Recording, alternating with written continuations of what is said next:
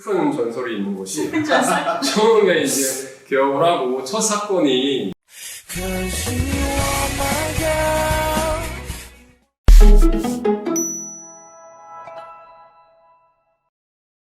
안녕하세요. 충북지방 변호사의 박아롱, 이규철, 민경철 변호사입니다. 네, 오늘은 변호사를 선임하는 사건 위임 약정 체결하는 경우에 어떤 점을 유의해야 되는지 알아보도록 하겠습니다.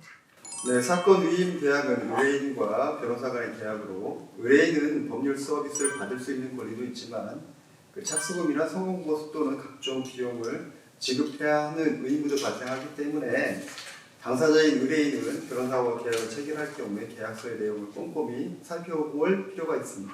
네, 그 약정지 주의사항을 알려드리기 위해서 여기 유철 변호사님이 직접 사용하시는 계약서를 들고 왔습니다. 이거는 설명해 주시면서 보실 수 있게 저희가 화면에 편집을 할 예정입니다. 네, 사건의 표시를 좀 보시면 그 사건 번호, 사건명 당사자, 상대방이 있는데요. 그 사건 번호는 법원의 사건 번호를 기재하면 됩니다. 예를 들어서 2022 가단 123 이런 식으로 기재하시면 되고요. 그 사건명은 사건의 그 제목으로 보통 이제 뭐 대여금, 건물인도 소송 이렇게 쓰시면 되고요. 당사자는 의뢰인 이름을 쓰시면 되고 상대방은 소송에서 다투는 상대방의 이름을 기재하면 됩니다. 예, 그 다음으로 그 위임의 한계를 한번 보실 텐데요. 그 변호사는 위임받은 당해 사건의 신급에 한해서 위임 사무를 처리합니다. 보통 신급 대리가 원칙이기 때문에 1심, 항소심, 상고심 이런 식으로 별도로 약정을 체결합니다. 네, 우리나라가 3심제를 채택하고 있기 때문에 원칙적으로 3개의 심급이 있게 되는 거죠.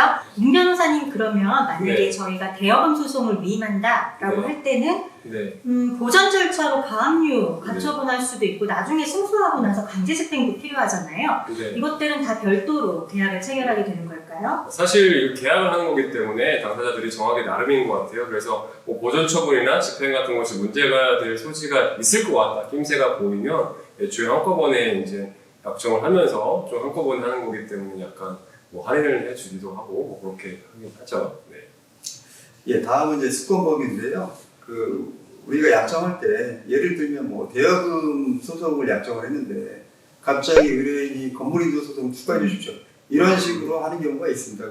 그런 경우에는 그 애초에 이제 그 대여금에 관해서 그 위임을 했기 때문에 건물 인도 이런 식으로 추가로 하는 거는 이제 수권법이 바뀌기 때문에 이런 것은 별도로 약정을 해야 됩니다. 그렇죠. 네, 다음은 자료 제공인데요. 그 사건을 진행하기 위해서는 특히 이제 증거가 필요한데 증거와 관련된 자료는 반드시 소송 대리인인 변호사한테 제공을 해야 합니다. 간혹 이제 그 말만 있고 이제 증거가 없는 경우가 있는데 이런 경우 참 난감합니다.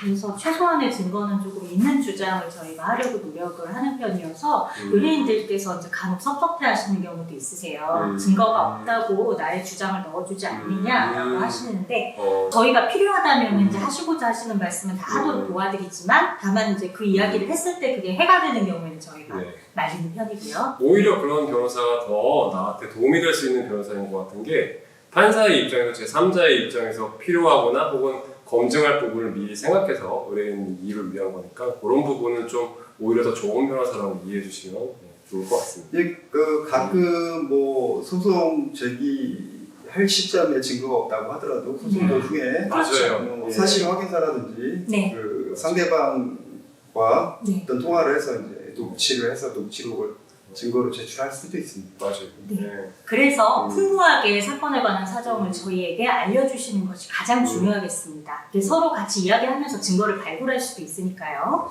네. 다음은 착수보수에 대해서 알아볼까요? 네. 그 보통 그 변호사를 선임할 때 비용으로 드는 게 이제 착수금과 성공보수가 있는데요. 그 착수금은 일을 시작할 때 그리고 성공보수는 승소한 이후에 변호사한테 지급하는 금액을 말합니다. 저는 항상 다른 변호사님들께서 어떻게 수임료를 받으시는지 궁금해요. 계약을 변호사들이 같이 하지 않으니까, 그죠?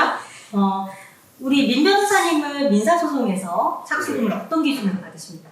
계약할 때 가장 중요하고도 어려운 부분이 이제 액수에 대해서 절충하는 것 같아요. 그래서 뭐 재판하는 건 기술이고 계약을 하는 건 예술이라는 예술. 네. 있긴 한데 네. 아무튼 모든 변호사님들이 비슷할 것 같은데 저 역시도 이렇게 상담하는 과정에서 소송 가액이 얼마나 되는지 혹은 난이도가 얼마나 되는지 입증하는데 얼마나 시간이 걸리고 어려움이 있을 것인지 이런 거는 한번 소송 상대방의 태도도 보기도 하고요. 그리고 이제 애써 물어보진 않지만 이제 의뢰인분들께서 다른 변호사님들이 이 정도 금액을 말씀하신다고 하면 또 이제 신경은 안 쓸 수 없고 물론 거기에 이제 얽매이는 건 아니지만요. 이런 것들을 통해서 결정하는 것 같습니다. 이렇게 먼저 다른 사무실을 들렀다 오시는 분들께는 그렇죠. 저희가 이제 다른 변호사님은 얼마를 제안하시나요?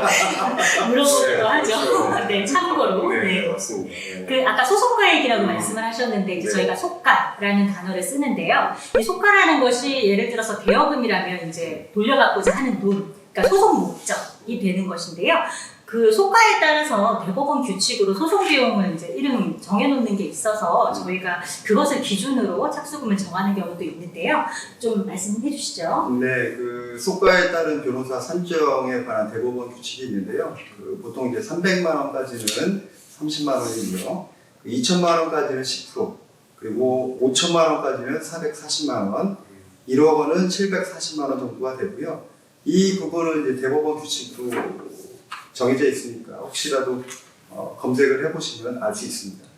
이게 효과가 되게 네. 낮은 경우가 사실 변호사를 수임해서 진행하기에 애매하실 것 같긴 해요. 왜냐하면 그렇죠. 변호사 입장에서도 효과가 너무 낮다고 아예 그냥 변호사 수임료를 그만큼 할인해 주기는 어려운 상태로 기본적인 금액을 받아야 되니까 그래서 아무튼 그런 애로사항은 좀 있을 것 같습니다. 그래서 이제 소액 사건인데 변호사의 도움이 꼭 필요한 경우에 사실 약정하기가 쉽지가 않죠. 맞아요.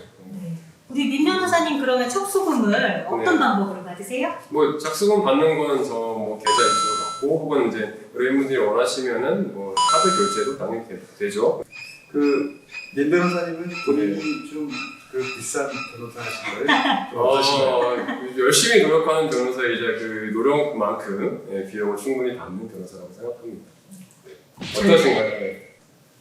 저는 제 스스로는 합당한 금액을 준다고 생각하는데 다른 어떨 때는 뭐 저렴할 때도 있고 그 뭐 상황에 따라서 다 다른 것 같습니다. 맞아요. 뭐 지인이거나 혹은 가족이거나 이러면 네. 조금 더 생각해주는 부분도 있고 그래도 또 반 농담 반 진담인 게 또 의뢰인분들의 경제적인 사정이나 재정 상태도 좀 고려해서 결정하는 것 같아요. 또 안쓰러우신 분이거나 어려우신 분은 조금 어렵지만 저희도 어렵지만 할인을 해드리는 것 같습니다. 합리적인 금액으로 저희가 양질의 서비스를 제공하려고 노력하고 있습니다. 그러면 다음으로 그 착수금과 관련돼서 분쟁이 있는 경우가 있는데요. 그렇죠. 그 사건을 수임하고 변호사가 이제 소장이나 답변서, 뭐 준비서면을 제출한 이후에 의뢰인이 이제 착수금을 돌려달라고 하는 경우가 있어요. 이런 경우에 그렇죠. 그 어떻게 해야 되는지. 우선 저희가 돌려드릴 수 있는 경우와 돌려드릴 수 없는 경우가 있고 그리고 돌려드려도 이제 일정 부분 돌려드리는 경우와 전부 돌려드리는 경우가 있는데 저희가 이제 돌려드릴 수 없는 경우부터 먼저 말씀을 드리면 의뢰인께서 이제 단순히 변심하신 경우가 있을 수도 있잖아요. 근데 변호사가 업무를 착수해서 이제 기록을 검토하고 서면까지 제출이 된 이후에는 사실 단순 변심으로 인해서 저희가 착수금을 돌려드리긴 조금 어려운 부분이 있고 그리고 상대방과 저희가 논의하지 않으시고 직접 별도로 소취하에 관해서 합의하시는 경우가 정말 잘 없지만 아주 가끔 있죠. 예, 그런 경우. 그 다음에 소송 대리인 저희들에게 책임이 없는 사유로 소를 취하게 되거나 또는 소송 대리인 지위에서 사임하게 되는 경우에는 그때는 원칙적으로는 저희 착수금을 돌려드리기가 어렵죠. 이런 부분이 되게 복잡하면서도 추후에 이제 분쟁이 많이 발생할 수 있고 발생하는 부분이기 때문에 구체적으로 정해놓는 것 같고 그리고 미리 이렇게 잘 알아보시고 이해하시고 계약을 체결하면 좋을 것 같아요. 그 가끔 이제 그런 의뢰인들이 계세요. 단순히 소장을 쓰고 준비서면만 제출한 걸 갖고 변호사가 한 게 뭐 있냐 이런 식으로 말씀하시는 분이 있는데요. 사실은 저희 사무가 일을 시작하고 그 어떤 결과물을 내면 사실 거의 반 이상은 한 겁니다. 그렇죠. 그 단계에서 쟁점이라든지 증거라든지 이런 부분을 다 어느 정도 정리하고 그 방향을 설정하기 때문에 사실은 거의 뭐 좀 전에 제가 반이라고 말씀드렸지만 거의 네. 한 7, 80% 하는 것 같죠. 맞아요. 시작에 방향한 말처럼 소장 접수 이런 거 하는 것 자체가 이미 방향을 다 결정하는 것 같아요. 애용 사건 같은 경우에는 저희는 소장을 증거 갖추어서 제대로 쓰는 편이거든요. 그래서 사실 소장 쓰면 거의 뭐 7, 80%는 그 사건에 맞아요. 관해서 일을 했다 이제 이렇게 볼 수 있는 경우도 있어서 네, 그런 부분은 잘 살펴야 될 것 같습니다. 다음 이야기에서는 착수금을 돌려받을 수 있는 경우와 성공보수, 비용 부담과 통지 의무에 대해서 알아보려고 합니다. 오늘 영상이 여러분들에게 유익하셨다면 구독, 좋아요, 알림 설정까지 부탁드려요.